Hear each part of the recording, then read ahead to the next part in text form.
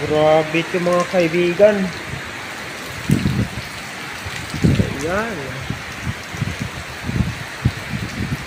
Kita niyo po yung lakas ng hangin saka yung lakas ng ulan.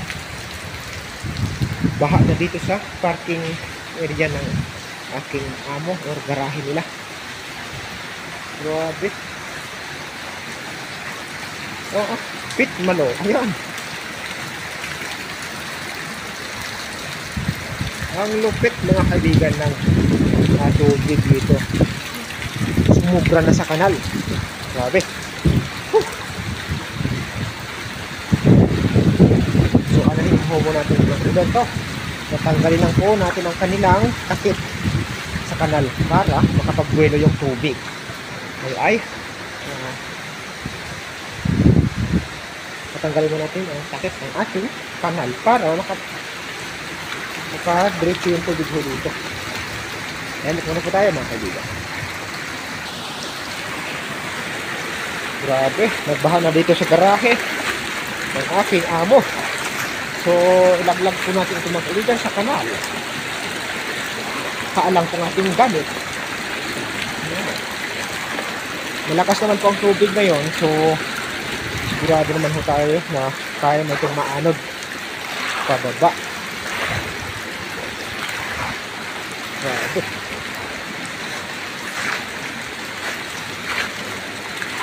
Grabe itong bagyo na si Christine, lagang malupit. Pang malupitan siya.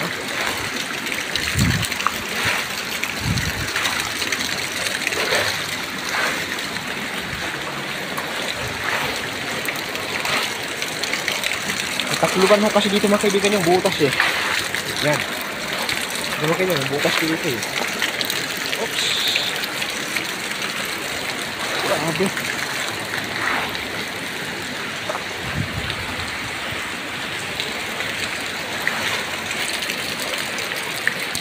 Kaunti mo lang. Kaunting kimbot na mga kaibigan.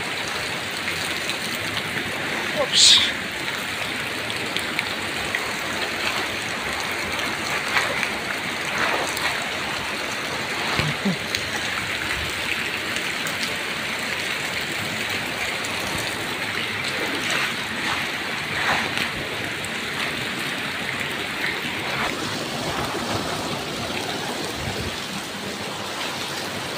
Oops.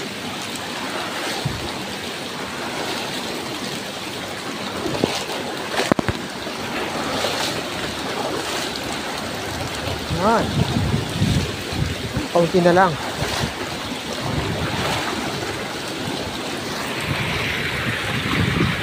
Kaibigan, dito na nga rin.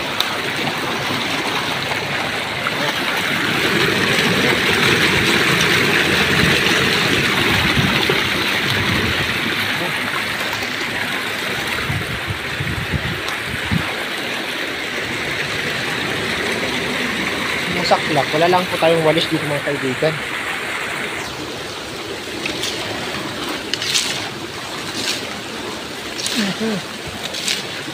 Tapikin lang ho natin ang patpat pang samantala para bukas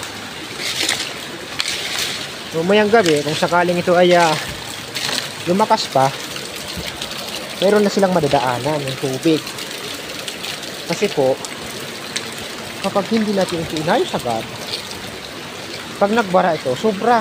Kasi baka mayang gabi mga kaibigan ay lumakas pa yung hangin sa ulan. Yung delikado. Mas maganda ho kasi mga kaibigan sa araw. Kahit gaano pa kalakas yung hangin at ulan, maganda yung araw. At least nakikita ho natin. Pag gabi po kasi, tulog ko tayo. Kaya hindi po tayo masyadong komportable at saka hindi natin nakikita mga bagay-bagay na lumilipad. Tulad ng kahoy, di kaya yero. Mas maganda ho pa rin talaga pag araw. Di kaya pag naman malapit sa ilog, makikita natin ang pagtaas ng tubig. Hindi katulad sa gabi, pang tulog ho kasi ng tao. Kaya delikado. Ayan. Oh, salamat. Grabe. Ayan. Basa na tayo mga kaibigan. Oops. Ay, salamat. Ayan po mga kaibigan, natapos din ho tayo sa tanggal ng bara. Grabe itong bagyo na ito. Ang sarap sa feeling. Oops. Ayan. Ayan. So, okay na siya. Hindi na siya lumalabas. Grabe. So, bumulit ulit ang ating asong kaibigan. Dito ang kapakali. Ayan. So, thank you so much po sa inyo mga kaibigan. Matapos na po tayo sa pagtanggal ng bara sa ating kanal.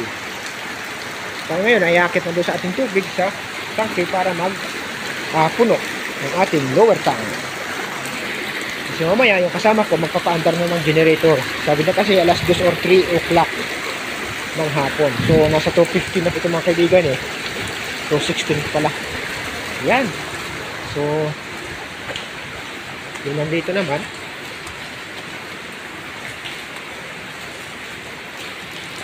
Ano? Naghubas na yung tubig ho dito. Grabe yung bagsakan ng mga kaway mga kaibigan. Ayan. So hanggang dito na lang po magtatapos ang aking munting video mga kaibigan. Hindi na pala ito munti kasi medyo mahaba-haba na. Ayan. Thank you for watching mga kaibigan. Mag-ingat po kayo palagi. Dahil sa ulan, ang mga tao ay nagkakasakit, pati na ang mga alagang hayop. Kaya mag-ingat po tayo, lalo na sa hangin. Dahil hindi natin inaasahan minsan, baka tayo ay papalirin or tatangayin sa hindi natin inaasahan. Ay, apaw na pala dito ang tubig mga kaibigan. Grabe. Parang may ilog na ho dito. Oh! Mayroon na ulit tumumba dito mga kaibigan. Nakahoy. Ayan. So, ito po ang itsura mga kaibigan kapag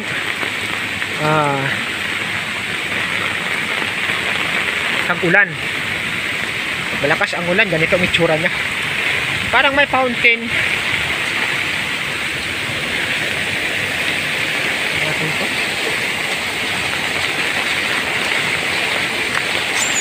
Oops, ayun. Teka lang. Oh?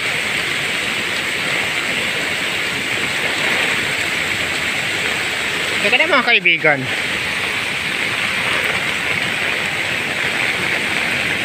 Ngayon ko lang po ito napansin mga kaibigan, no? May kita nyo? Ano yun? May tangkes flow. Ano yung prank? Yan. Ito kasi mga kaibigan, tangke ito ng tubig. Kasi dito. Ayan. Aba puno. Wala. Tayo dyan. Ito mga kaibigan, malalim ito mga kaibigan. Pati po ito. So, gagawin po natin mga kaibigan ay yan. Tanggalin po natin ang kanyang bara. Parang puno na ito eh. Mamaya. Yan. Delikado ito. Yan. Humupa na siya.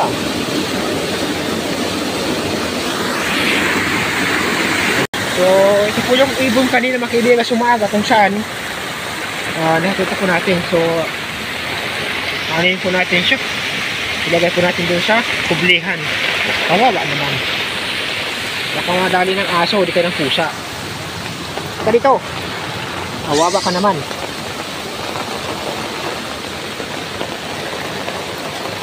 Basang-basa po itong ibon na ito mga kaibigan.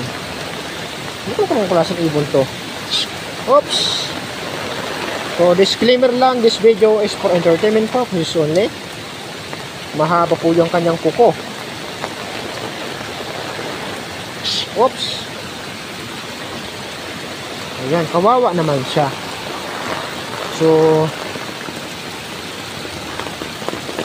wala siyang masilungan. Kaya ikukubli muna po natin mga kaibigan dun sa ating kulungan. Oops!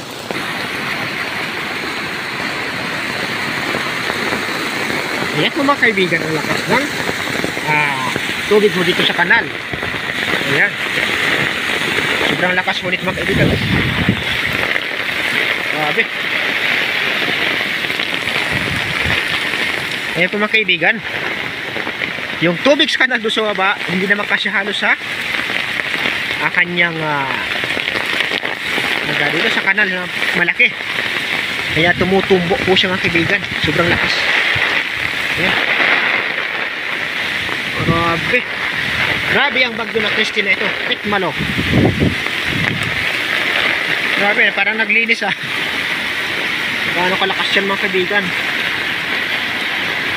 Ayan po siya mga kaibigan, oh. Pitmalo ang tubig. Lakas ng ulan. Ayan. Dito po sa amin ang lakas ng bagyong Christine mga kaibigan. Pero nandito pa rin tayo sa lakas ng ulan. Nagbibidyo kahit na malakas at masama ang panahon. Ayan. Grabe. Grabe ang ulan dito. Pitmalo. Bubukas lang tayo dito mga kaibigan. Oops. Grabe yung ulan dito mga kaibigan. Saludong saludo sa ulan. Yung sa baba mga kaibigan, no, sa bayan, halos wala ka nang makita. Puro na lang huputi mga kaibigan. Dahil yan sa lakas ng ulan. Hindi kasi tayo makapag-video mga kaibigan ng ayos dahil ngayon nakapayong ho tayo. Kaso nga lang problema, malakas naman po ang hangin. Kaya sign up muna po tayo mga kaibigan. Maraming salamat po sa inyong lahat. Muli magandang hapon po sa inyo at mga kaibigan. Mag-ingat po tayo palagi. God bless us all mga kaibigan. Thank you so much. Bye-bye you.